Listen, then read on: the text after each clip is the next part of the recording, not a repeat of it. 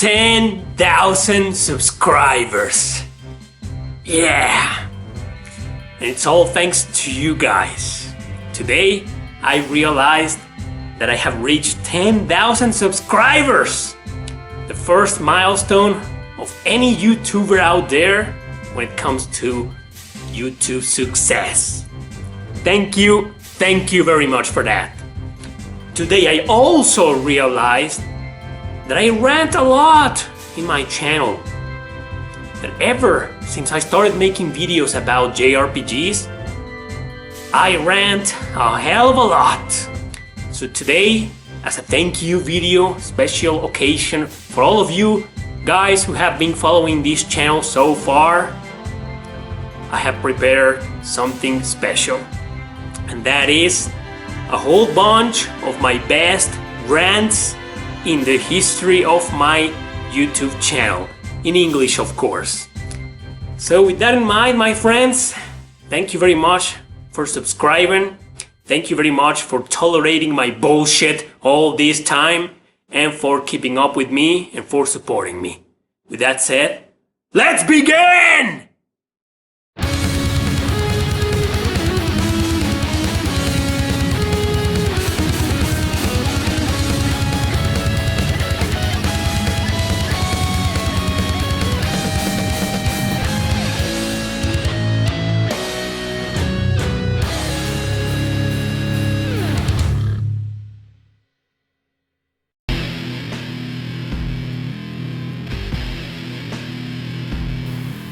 Man, do I look pissed over there.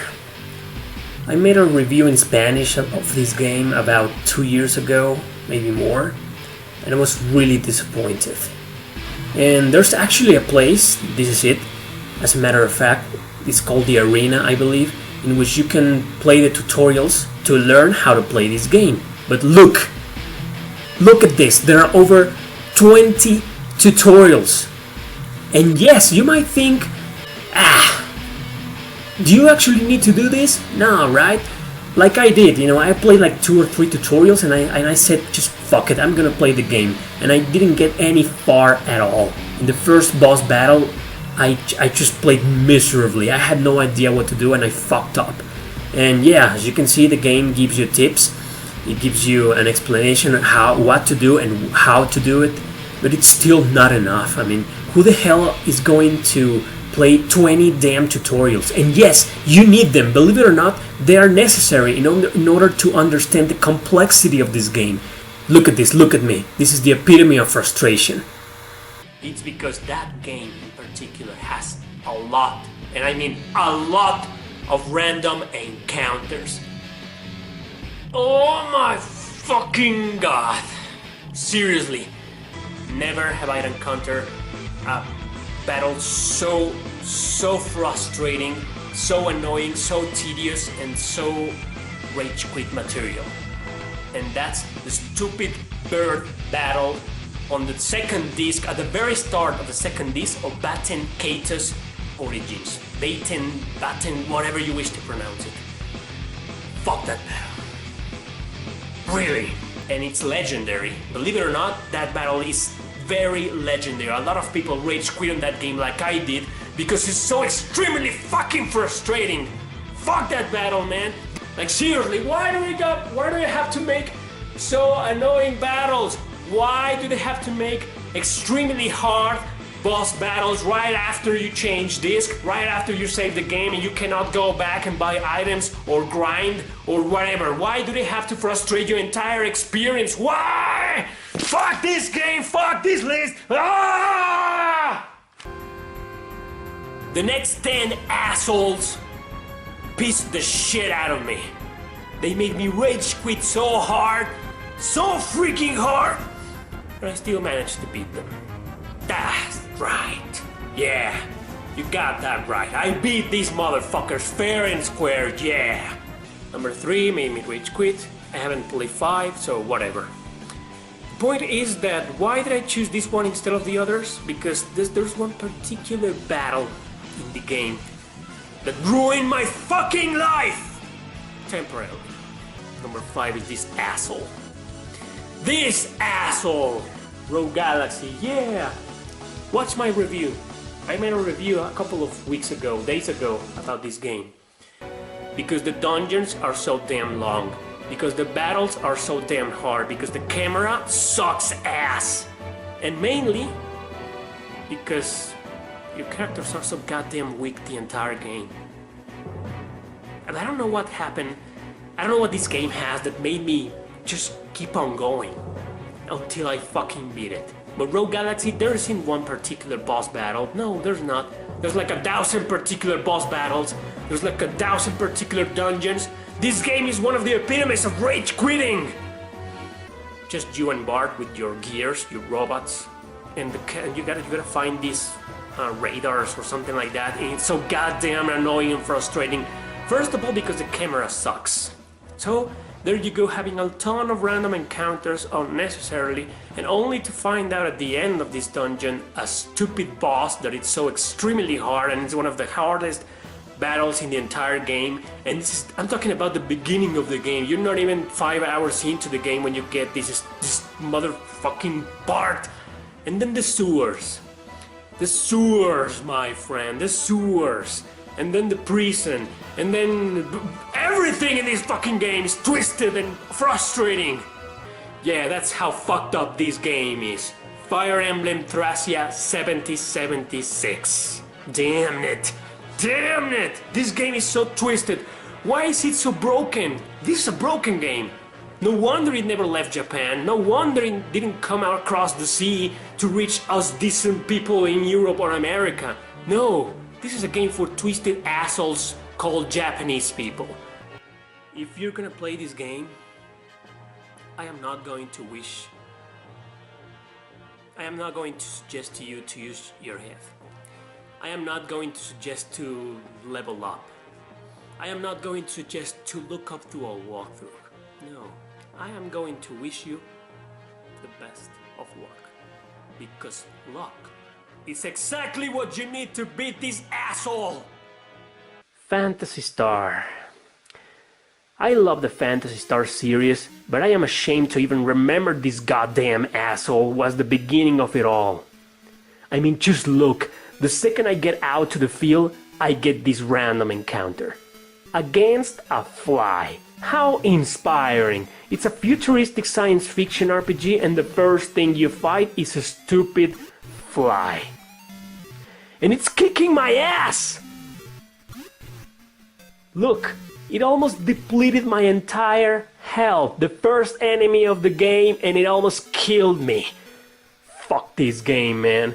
Too many random encounters again, and first-person dungeon crawling where everything looks the same. Next up is Arcana for the Super Nintendo. If I'm going to keep complaining about first-person dungeon crawlers, might as well quote this motherfucker. A lot of people consider this to be a hidden gem. I consider this to be a hidden trash. Every single damn story leads you to a kingdom of frustration. No matter which one you pick, you hit a dead end almost immediately. You literally need a walkthrough to play this horrible RPG. Otherwise you'll be spending a lot of time trying to figure out what to do or where to go next.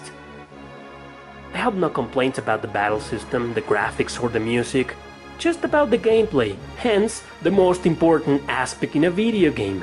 How could they fuck up the core of a game? I mean, it looks really interesting and I bet it must be, but I just can't stand playing it. This is one of the worst JRPGs I've played in my life. I can't believe how bad is the lag in this game. Around 60% of it.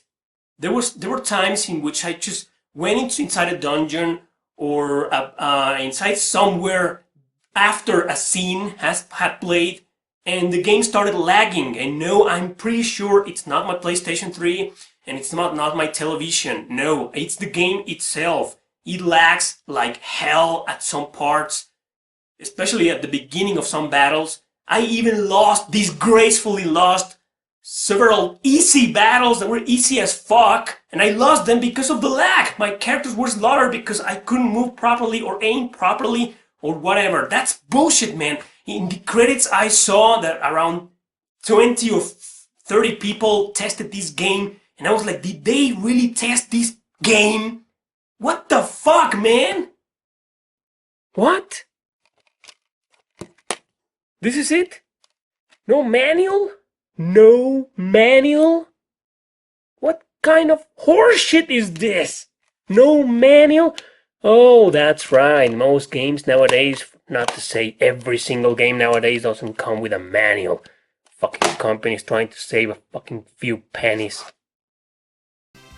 But the issue here was that Square shit made us wait 8 long damn years for a new game in the series, which turned out to be an alleged prequel called Valkyrie Anatomia: The Origin for Phones. Yup. Of course we were pissed. All of us ranted our asses through the social media, and not only because of that, but also because this game was released only in Japan. I'm pretty sure this fiasco could very well be used as a perfect example for the word disappointment in the dictionary. And if they just didn't include sexualized little girls, this would have been the perfect fan service games. But I mean, seriously? Who's a fan of this?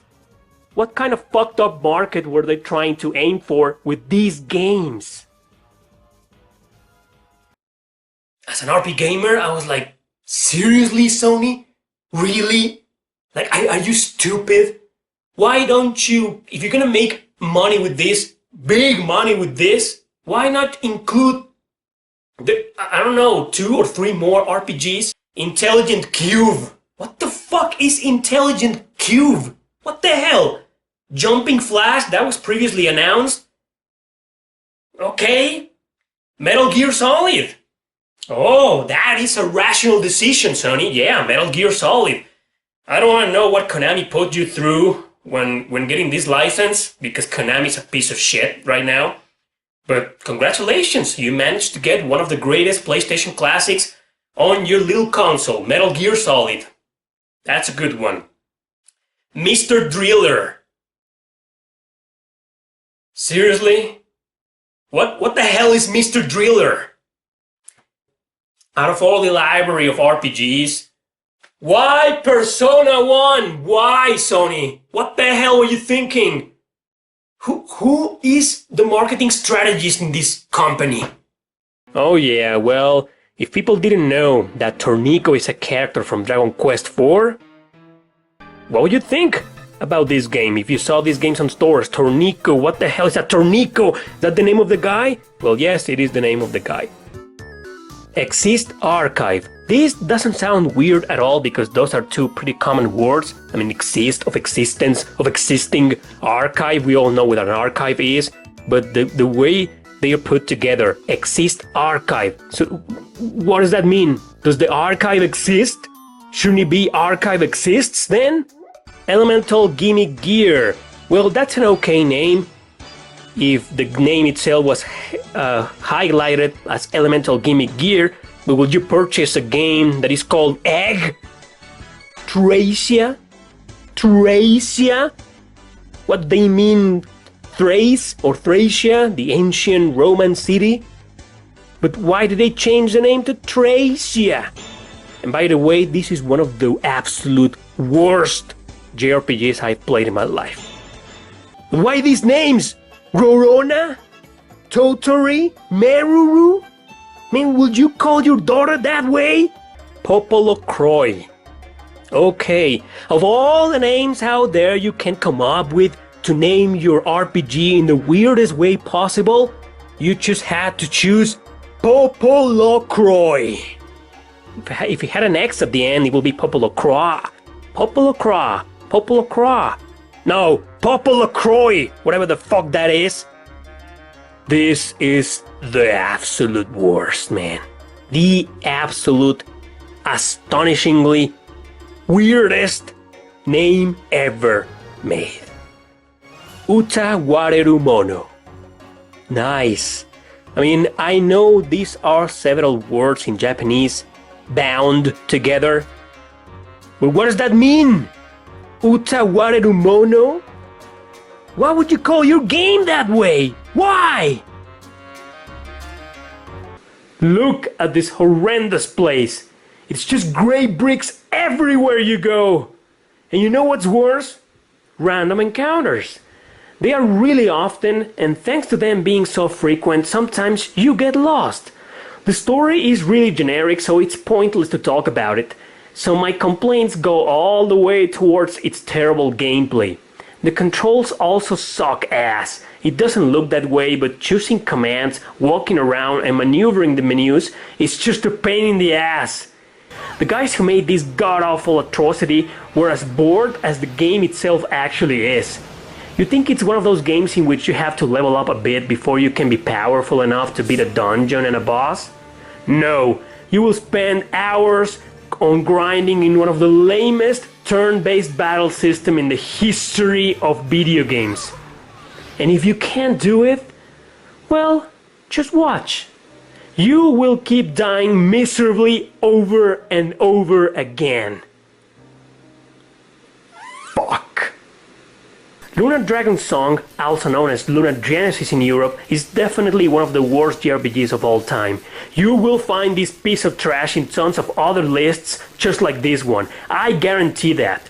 Well, I'm so glad to agree with all of them because even though the game looks pretty decent, it's full of horrible flaws. But the one flaw that kills the entire experience, the one that will make you ditch this game instantly, is the fact that you lose HP when you run. Look down there at the bottom screen. You're losing health while you run. Why? Why did they decide to include this aspect in a video game? What the ass was going on in their heads when they decided this was a good idea? When you finally get a little gist on how to properly play the game, you're already bored. You realize you're better off playing any other fucking game than this boring piece of crap. I strongly believe this is the worst RPG for the Super Nintendo, a disgrace for such a marvelous system that should have never been released or even remade. The battle system looks fine and interesting, but trust me, it's not. Using magic and shit, it's fine, but when shooting, Jesus fucking Christ. It wouldn't be so bad had he not been using the camera in a back and forth speedrun to quickly damage your eyes. Oh man, you're feeling it, aren't you? Why will they do this? And you know what? I could withstand that if the game's story, graphics, music and exploring were actually decent, but nope, they had to go and screw it all up just for creating a fan service experience. Fuck this game, man. I mean, I probably need an entire video to fully vent out all of my frustrations of it, but in the end, it will only be to complain about it, and that's just not worth my time, nor is it worth yours. So do yourself a favor and stay the hell away from it. If we add the fact that you will get tired very easily trying to hit these motherfuckers, whether you're a kid or an adult, only makes the experience much worse. The fact is that within half hour or less, you will not only be tired but frustrated for acting like a fucking retard in front of the screen. And the one thing that will piss the shit out of you is exactly what I said at the beginning. The atrocious, unbelievable, exhausting and horribly programmed hit detection. That will boil your damn nerves to hell enough to make you want to destroy the damn game. No! And you know what's worse? These characters are often miraculously gifted fighters that can take on dangerous monsters, well-trained soldiers, or horrible criminals. They even train and gain experience by defeating them. What kind of logic is that? But no, some RPGs like to put that goddamn unfair and despicable boss battle that can often ruin your entire gaming experience. What kind of fucked up market were the developers trying to reach by creating these kinds of characters and dressing them up like this? Sometimes it doesn't have to be an actual 13-year-old girl.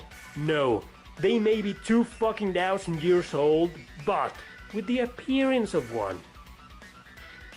Like I said, I am a guy, I like girls, but I'm not a freaking pedophile. What the fuck is wrong with Japan? Seriously. The worst of all, the most illogical, fantastic, unreal, idiotic, senseless, outrageous, and unbelievable cliche of all time in a video game. A kid saving the world. A brat with the weight of the world on their shoulders. What? Okay, I admit it. I don't have Suikoden 2. I don't own it. Okay, I have a pirate copy of Suikoden 2. This is my copy of Suikoden 2, yeah. And I'm proud to have it. Okay, I'm not proud. I'm not proud, okay? I'm sorry. I'm sorry, this is my copy. I'm sorry, I'm poor. Get out of my head! People wanted a Suikoden for the PSP, a comeback to Sony consoles. Okay, here you go. But guess what? Only in Japan. Yeah. Screw you, fans around the world. Keep waiting forever for Suikoden 6 and shove this Japanese title up your ass. So I have all the Valkyrie profile games here. Only 3? Wait, there's 4? Valkyria Chronicles? What the hell are you doing here? And guess where this was released?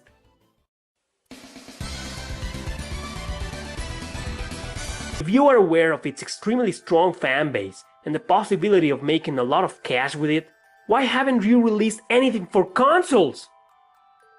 Oh, I see why.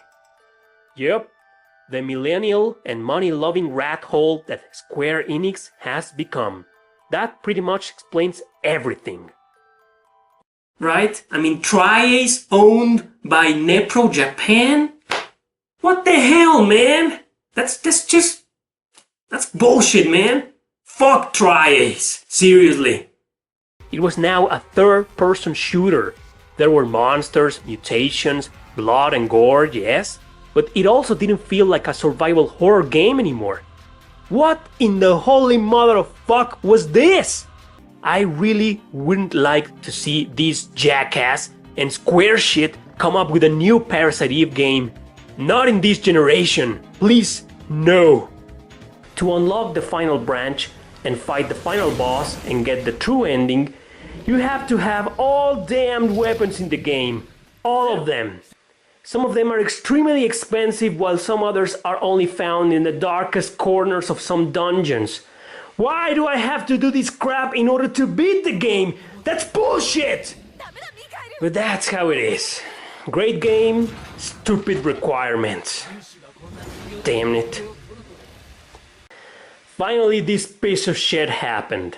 All the blame generally goes to Final Fantasy XIII, but I say the franchise was already ruined when this horrible sequel was released. You know, in literature, there's that Twilight garbage. Well, in gaming, especially in Final Fantasy, it's this. Wait, The Last Remnant?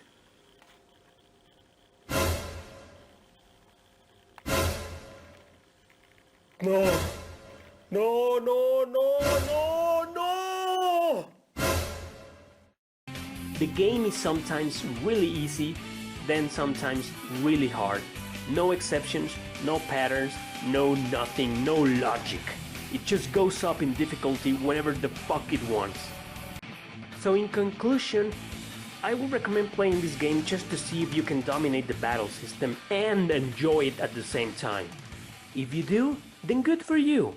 I will respect your opinion if it's a positive one. Because in my personal opinion, this game is horrible and it deserves to be destroyed.